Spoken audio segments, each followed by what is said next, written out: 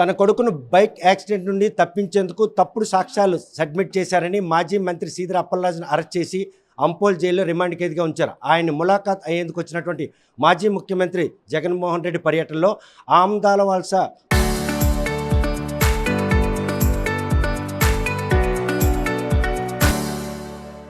కొత్త రోడ్డు దగ్గర ఆమ్దాల్స్ నియోజకవర్గం సమన్వయకర్త చింతాడ రవికుమార్ అక్కడ విధి నిర్వహణలో ఎస్ఐ ప్రవళికపై విచక్షణ రాహిత్యంగా వ్యవహరించారని చెప్పే ఆరోపణల మీద ఈరోజు ఆయనతో పాటు 20 మంది మీద కేసులు నమోదు చేశారు. ఈరోజు ఆ కుటుంబ సభ్యులను పరామర్శించే వచ్చినటువంటి టెక్కలి వైఎస్ఆర్ కాంగ్రెస్ పార్టీ సమన్వయకర్త పేరాటి తిలకమంత ఉన్నారు. చూస్తే కనుక సీదిర అప్పలరాజు, చింతాడ రవి ఇట్లా ఒకళ్ళొకళ్ళు కూడా రెడ్ బుక్లోకి ఎక్కే పరిణామాలు కార్యాచరణ రూపం దాలుస్తున్నాయంటే చంద్రబాబు నాయుడు గారి ప్రభుత్వం అధికారంలోకి వచ్చిన 2 సంవత్సరాల్లో ఈ రాష్ట్రంలో వైఎస్ఆర్ పార్టీని టార్గెట్ చేస్తూ, ఎందుకంటే ప్రధాన ప్రతిపక్షం వైఎస్ఆర్ పార్టీ, రాష్ట్ర వ్యాప్తంగా అనేక అక్రమ కేసులు కట్టారు, అనేక మంది ఇంట్లపైన దాడులు చేశారు, గృహ నిర్బంధాలు చేశారు, విపరీతంగా ఆస్తులను దోసుకున్నారు, అక్రమ కేసులు బనాయించారు. దానిలో ఈరోజు శ్రీకాకుళం జిల్లాలో కూడా మనం చూసాం, డాక్టర్ అప్పలరాజు గారిని అన్యాయంగా అరెస్ట్ చేశారు. కుమారుడు యాక్సిడెంట్ చేస్తే తండ్రిని అటెంప్ట్ మర్డర్ కేసు పెట్టారు. మరి అలాగే ప్రజాదరణ నాయకుడు మాజీ ముఖ్యమంత్రి జగన్మోహన్ రెడ్డి గారు శ్రీకాకుళం జిల్లాలో అప్పలరాజు గారిని ములాఖాత్ అవ్వడానికి కోసం నేరుగా వస్తే రవి గారితో కలిసి అనేక మంది ప్రజలు అక్కడ చేరారు. రవి గారు అప్పటికే కారు జగన్మోహన్ రెడ్డి గారిని చూసి ఆయనకి దగ్గరగా వెళ్ళి కారులో ఎక్కించే కార్యక్రమం కూడా జరిగిపోయింది. అక్కడ ఉన్న పోలీస్ ఆఫీసర్స్ విధుల ఆటంకం కలిగించారని, వాళ్ళని థ్రెటన్ చేశారని చెప్పి ఒక భాగం, ఒక వీడియోని అక్కడ జరిగింది ఒకటి, ప్రజలు కేకలేస్తుంటే ఆ సబ్ ఇన్స్పెక్టర్ గారు చేతులు చెవుల దగ్గర పెట్టుకొని ఆమె ఆ శబ్దాలను భరించలేక ఆవిడ ఒక పక్కకి వెళ్తే దాన్ని వైఎస్ఆర్ పార్టీ వాళ్ళు ఆవిడని ముట్టడించారు, ఆవిడని విధుల ఆటంకం కలిగించారు, ఆవిడని అసలు చంపేయడానికి ప్రయత్నించారని చెప్పి ఒక అక్రమ కేసు పెట్టారు. మర్డర్ కేసు అంటే ఏంటి? మర్డర్ చేయాలంటే వ్యక్తికి మధ్య విభేదం ఉండాలా, తగువులు జరిగి ఉండాలా, ఇంతకుముందు కేసులు ఉండాలా, ఇలాంటి సంఘటన జరిగి ఉండాలా. కానీ ఈ ఘటనలో ఎక్కడ కూడా ఎమ్మెల్సీ కానీ లేకపోతే ఇంజురీ కానీ ఎటువంటి పరిణామాలు లేపట్లో అటెంప్ట్ మర్డర్ సెక్షన్ని అమలు చేయడం వెనక రెడ్ బుక్ రాజ్యాంగ అమలు కార్యాచరణలో భాగమైన స్పష్టంగా కనిపిస్తుంది కదా. ఆమె కంప్లీట్ ఇవ్వడానికి కూడా ఇష్టపడలేదు. ఎందుకంటే రవి గారితో నేను 2 ఇయర్స్ ఇక్కడ చూశాను, ఆయన కాన్స్టిట్యున్సీలో పనిచేస్తున్నాను, ఆయన ప్రతిపక్ష నాయకుడిగా ఉన్నారు, అధికార పార్టీ ఉన్నా సరే ఏనాడు రవి గారు నాకు వ్యక్తిగతంగా ఏ సందర్భంలో కూడా ఒక సబ్ ఇన్స్పెక్టర్గా నాకు ఏనాడు అసల్ట్గా మాట్లాడలేదు అని చెప్పి ఆమె స్వయంగా ఒప్పుకున్నారు. మరి అలాంటి చూసి ఆమెతో ఈరోజు కంప్లైంట్ ఇచ్చి మర్డర్ కేసు ముద్దాయిగా ఆమెను 307 వేసేయడానికి ప్రయత్నం చేశారు. ఇది రెడ్ బుక్ రాజ్యాంగం కాక ఇంకేమనాలి? అసలు ఇంత దారుణంగా పోలీసు వ్యవస్థను వాడుకొని ఈ ప్రభుత్వం చేస్తున్న నిర్వాకాన్ని రాష్ట్ర వ్యాప్తంగా దేశవ్యాప్తంగా వీళ్ళు ఖండిస్తున్నారు. అందుకే రవి గారి అక్రమ అరెస్ట్ని వైఎస్ఆర్ పార్టీ శ్రీకాకుళం జిల్లా ముక్తకంఠంతో ఖండిస్తుంది. ప్లస్ ఈవేళ రవి గారి ఇంటికి జిల్లా పార్టీ మొత్తం కూడా అన్ని నియోజకవర్గాల సమన్వయకర్తలు, సీనియర్ నాయకులు, జిల్లా పార్టీ అధ్యక్షుల ఆధ్వర్యంలో ఇవాళ రావడం జరిగింది. ఈ నియోజకవర్గంలో ఉన్న వైఎస్ఆర్ పార్టీకి బలంగా మేము అండగా ఉంటుంది, పార్టీ అండగా ఉంది. జగన్మోహన్ రెడ్డి గారు ఎప్పటికప్పుడు అప్డేట్స్, రవి బెయిలేం పొజిషన్ ఏంటి, రవి పరిస్థితి ఏంటి, రవి కుటుంబాన్ని ముందు ఓదార్చండి, రవి కుటుంబాన్ని ధైర్యం ఇవ్వండి, అక్కడ వైఎస్ఆర్ పార్టీ నాయకుల్ని ధైర్యం కల్పించండి, వాళ్ళకి అండగా నిలబడండి అని చెప్పి జగన్మోహన్ రెడ్డి గారే ఎప్పుడు అప్ టు మమ్మల్ని ఇన్ఫర్మేషన్ ఇస్తూ దగ్గరికి వెళ్ళమని చెప్పారు. మా అందరితో మాట్లాడడం జరిగింది. అందుకే మేము ఇవాళ చెప్తున్నాం, ఆమ్దాలవలస వైఎస్ఆర్ పార్టీ బలంగా ఉంది.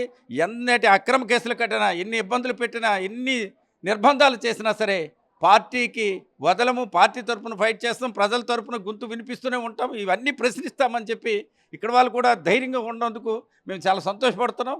రవి గారు కూడా ఇలాంటి కేసుల్ని ఇంతకు ముందు కూడా అతని మీద కేసులు కట్టడానికి ప్రయత్నించారు. ప్రభుత్వ అధికారంలో ఉన్నప్పుడు కూడా ఆయన ఇబ్బంది పెట్టారు, అనేక రకంగా ఆయన డిస్టర్బ్ చేశారు.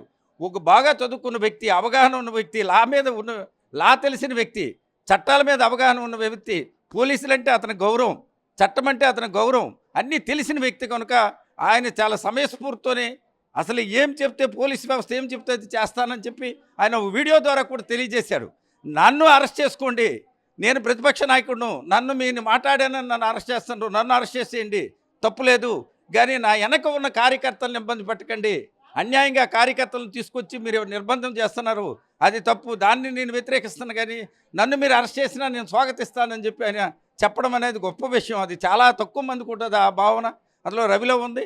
మేము బాసాటగా వైఎస్ఆర్ పార్టీ ఆమదాలవలస నియోజకవర్గంకి అన్ని నియోజకవర్గ కార్యకర్తలు వైఎస్ఆర్ పార్టీ నాయకులు బాసాటగా ఉంటారని తెలియజేసుకుంటాం. కనుక ప్రస్తుతం ఒక పార్లమెంటరీ ఇన్ఛార్జ్తో పాటు పలాస సమన్వయకర్త, ఆమదాల సమన్వయకర్త రేపు ఎవరైతే ములాఖాతుకు వచ్చినప్పుడు జన సమీకరణ జరగకపోయినా స్వచ్ఛందంగా జనం వచ్చినా ప్రతి సమన్వయకర్తను కూడా ఈరోజు ఎఫ్ఐఆర్లు నమోదు చేసి ఒక ప్రక్రియ పోలీసులు శ్రీకారం చుట్టారన్న విషయం అందరికీ కూడా విదితంగా ఉందా? ఇప్పుడు జిల్లా పార్టీ అధ్యక్షుల పైన 2-3 కేసులు కట్టారు. ఇప్పుడు టెక్కల్ నియోజకవర్గ సమన్వయకర్తగా నాకు ఈ రోజుకి 11 కేసులు కట్టున్నారు. మన పలాస వెళ్ళానని 2 కేసులు కట్టారు. ఇక్కడ మన ఆమదాలవలస వచ్చామని 1 కేసు కట్టారు. ఇలాగ రాష్ట్ర వ్యాప్తంగా ఇదే పనిగా వైఎస్ఆర్ పార్టీ నాయకులు అందరిపైన కేసులు కట్టడమే ఈరోజు తెలుగుదేశం తాలూకా. ఏ నియోజకవర్గం సమన్వయకర్త రేపు మళ్ళీ పోలీసులు వెతికే పరిస్థితి ఉందంటే? పోలీసులు సమన్వయకర్తల్ని పోలీసులు ఎదగడం కాదు, వాళ్ళ ఇష్టారాజ్యంగా పోలీసు వ్యవస్థ పూర్తిగా ప్రభుత్వం చేతిలోకి తీసుకున్నారు. వాళ్ళంతా పోలీసులతో మాకు వైరాగ్యం లేదు, పోలీసులతో మాకు ఎటువంటి ఇబ్బందులు లేవు. పోలీసులను వాడుకొని ప్రభుత్వం మా మీద కేసులు కట్టేస్తున్నారు.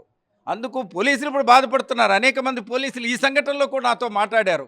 రవి గారిది ఎటువంటి తప్పు లేదు, అతని మమ్మల్ని ఏమి ఇబ్బంది పెట్టలేదు, ఆయన చేసే దగ్గర మేమేమి అసాల్ట్కి గురవ్వలేదు, ఆయనేం మాకు చంపేయడానికి ప్రయత్నించలేదని పోలీస్ ఆఫీసర్స్ స్వయంగా నాతో చెప్పారు. జిల్లా పార్టీ అధ్యక్షులు కృష్ణదాస్ ఇందాక ప్రస్తావిస్తూ ఎస్పీకి స్పష్టం చేశారు, ఎంతమంది వస్తారో, క్రౌడ్ గ్యాదరింగ్ ఉండదు, ర్యాలీలు ఉండవు, బహిరంగ సభలు ఉండవు, కేవలం 1,00,000 మంది వస్తారంటే నిన్న ములాఖాత్కి వచ్చినప్పుడు పైడి వివరం మొదలుకొని ఇక్కడ జైలు వరకు కూడా ఏ మేరకు వచ్చి ఉంటారో అది వాళ్ళకి ఊహించినటువంటి జనాదరణగా భావించవచ్చా? కృష్ణదాస్ గారు స్పష్టంగా చెప్పారు, 1,00,000 మంది వస్తారని ఎస్పీ గారు అడిగితే స్పష్టంగా అతను చెప్పారు. ఇది అసలు రాష్ట్రంలో ఎక్కడ జగన్మోహన్ రెడ్డి గారు పర్యటించినా లక్షలాది మంది ప్రజలు తుండపు దండాలుగా అతని కార్యక్రమాలకు హాజరవుతున్నారు. ప్రతి నియోజకవర్గం జిల్లా వ్యాప్తంగా మొట్టమొదటి 2 సంవత్సరాలు ప్రతిపక్ష నాయకునిగా, 2 సంవత్సరాల తర్వాత ఆయన ఈ జిల్లాకు వస్తున్నప్పుడు జగన్మోహన్ రెడ్డి గారి కుటుంబానికి, రాజశేఖర రెడ్డి కుటుంబానికి కడప తర్వాత అత్యంత ప్రజాదరణ కలిగిన జిల్లా శ్రీకాకుళం జిల్లా. ఇంతకుముందు రాజశేఖర రెడ్డి గారు 2 సార్లు ముఖ్యమంత్రి అయినప్పుడు కూడా శ్రీకాకుళం జిల్లాలో 10 సీట్లకి 9 సీట్లు గెలిపించిన జిల్లా శ్రీకాకుళం. రెండోసారి 2009లో అతను ముఖ్యమంత్రి అయినప్పుడు కూడా 10 సీట్లకు 7 సీట్లు గెలిచిన జిల్లా శ్రీకాకుళం జిల్లా. అందుకు రాజశేఖర రెడ్డి కుటుంబానికి అత్యంత ప్రజాదరణ కలిగిన జిల్లా శ్రీకాకుళం జిల్లా. ఈ జిల్లా నుంచి భారీ స్థాయిలో జన సమీకరణ జరుగుతుందని అందరికీ తెలిసింది.